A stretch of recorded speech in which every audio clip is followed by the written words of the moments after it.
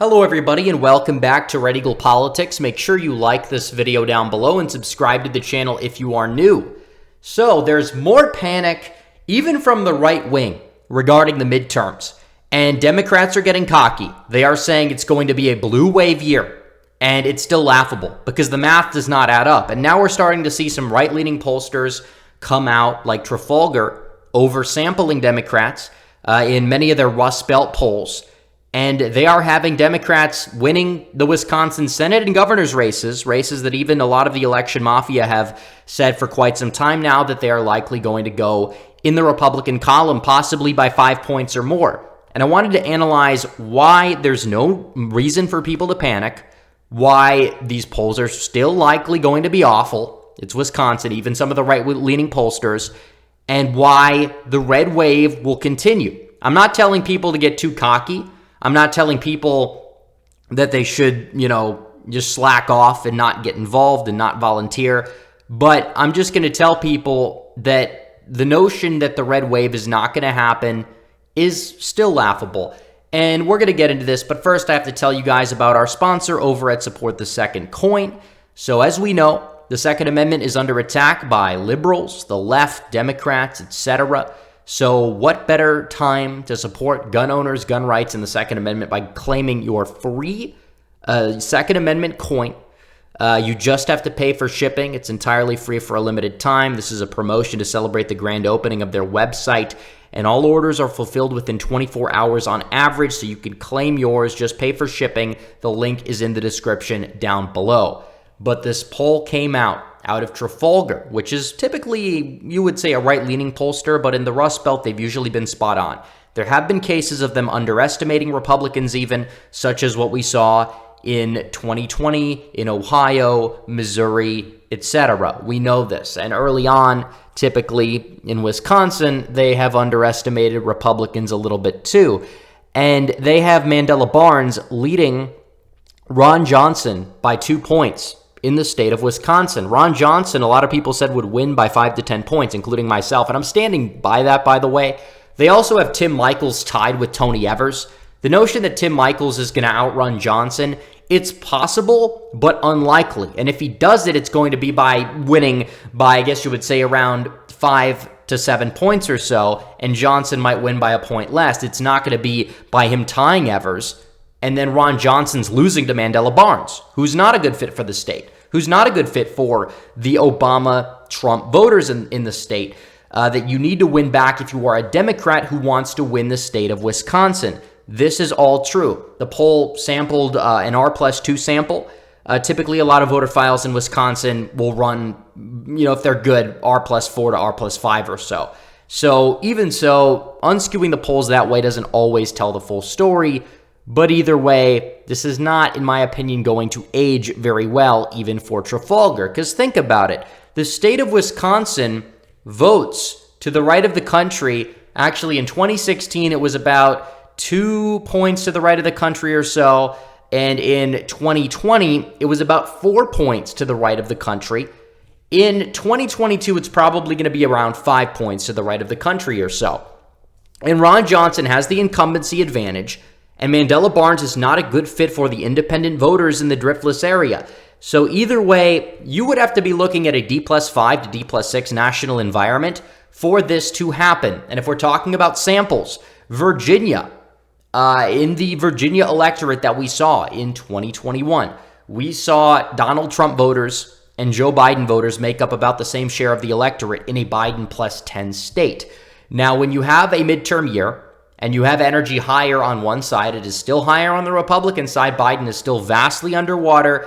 When you have a higher turnout environment like a midterm year, you're going to see Republicans end up gaining some steam and traction. So if anything, you should be oversampling Republicans, not undersampling Republicans.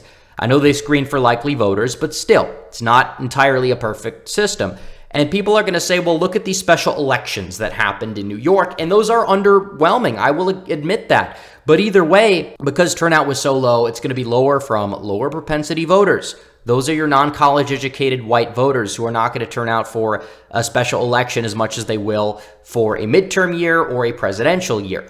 So you might say, well, what about the Texas 6 special election that took place last year, or the Texas 34th one that took place before the Dobbs v. Jackson decision? Because that's another thing, the whole Dobbs situation the left is going to run with.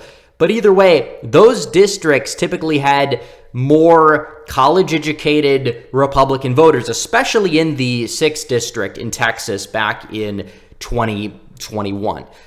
This is true. And because of that fact, the turnout was higher among the Republican groups and for the Hispanic and black voters in that district, because they typically have a lower educational attainment, it was lower turnout for them. And this is also the case regarding the Texas 34th or the California election that happened earlier this year, where Republicans vastly overperformed the Democrats.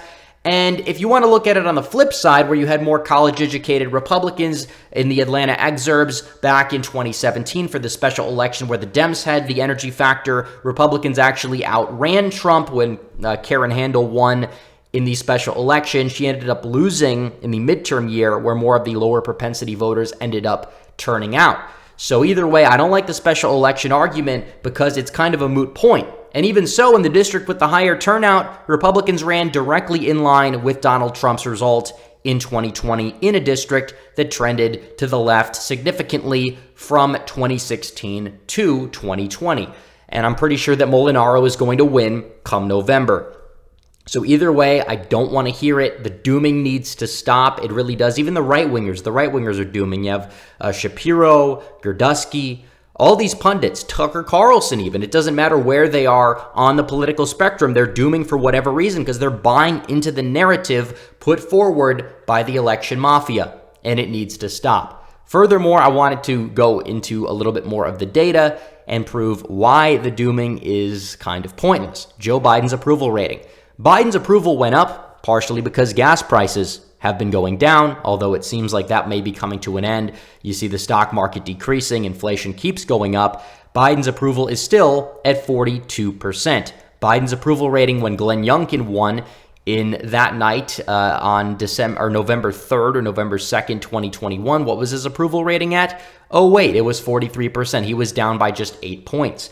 And Donald Trump in 2018 was underwater by a similar 12-point margin. Democrats won nationwide in the generic ballot by close to 9 percentage points.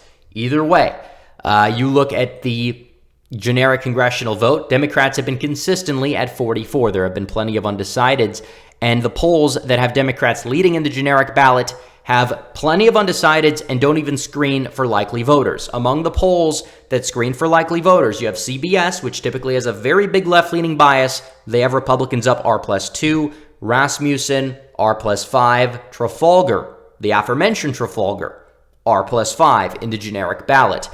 And the other polls, if they screen for likely voters or when they screen for likely voters, you're going to see that gap close. I think you may be heading for an R+3 or more national environment, if not even R+5 or more. R+3 is going to be enough to get you 53 seats in the Senate and about a net gain of 25 to 30 plus House seats. That's more than enough to constitute a red wave and a rebuke of Joe Biden and momentum going forward to 2024. And all the election mafia polls that show Republicans not in the best position for 2022 somehow have Donald Trump outrunning every single Republican in every single corner of this country.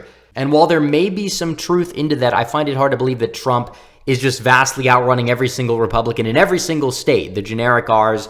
I mean, we'll have to see when the time comes, but either way, we are in for a polling error. We are in for a narrative destroyer if Republicans can keep their head high and go to the polls and vote, because they want to control the narrative. They want to shift the narrative away from the red wave so that they can possibly make that the reality and diminish it and demoralize Republicans. And we cannot let that happen. We cannot let that happen either way. We got to keep moving forward. It doesn't really matter what the pundits are saying because the pundits have been wrong so many times over and over and over again. And the polling keeps getting worse. The primary polling this cycle has been awful. I mean, that should be an indicator of something. And the grassroots are still relatively energized, but they just need to turn out out and vote in the midterms. Biden's approval is still underwater. The Dobbs decision is not helping Democrats. It really isn't. I mean, you look at when it happened, Republicans were up in the generic ballot by like 2.5, according to the election mafia polling. Now they're up by 1. So did Democrats really gain 1.5% because of that, or is it other factors? Because they arguably cut into the Republican lead in the generic ballot from, April to then by a wider margin. So clearly there's multiple factors at play here. I don't believe Dobbs is energizing Democrats. And even if it is for special elections, it's not going to matter at the end of the day because the turnout overall for the special elections are vastly down across the board from 2018. You saw a lot of money dumped into every single special election. It was, across the news. You saw it for that Pennsylvania race, for the Georgia race, etc. Either way, doesn't really make that much of a difference. Republicans are still in the driver's seat for the midterm victory. They just need to close, and they need to keep pushing on, stay on message. Messaging is a problem. I agree that McConnell is dropping the ball regarding Arizona. He's pulling funding out of the Masters race because Masters doesn't support McConnell. He's doing it for his own personal benefit instead of the benefit of the party or the benefit of the country. I don't care. Either way, I think Blake Masters is still going to win at the end of the day. He can self-fund. Peter Thiel can fund him a decent amount and get him across the finish line. But either way, there's no need to panic. The red wave is still going to happen. It's going to be epic, but we'll have to keep pushing. So anyways, guys, thanks for watching this video. Like this video down below. Comment down below. Subscribe to the channel. Hit the bell for notifications so you never miss another video. Follow me on social media. The links are all in the description down below. As always, guys, thanks for watching. Red Eagle, out.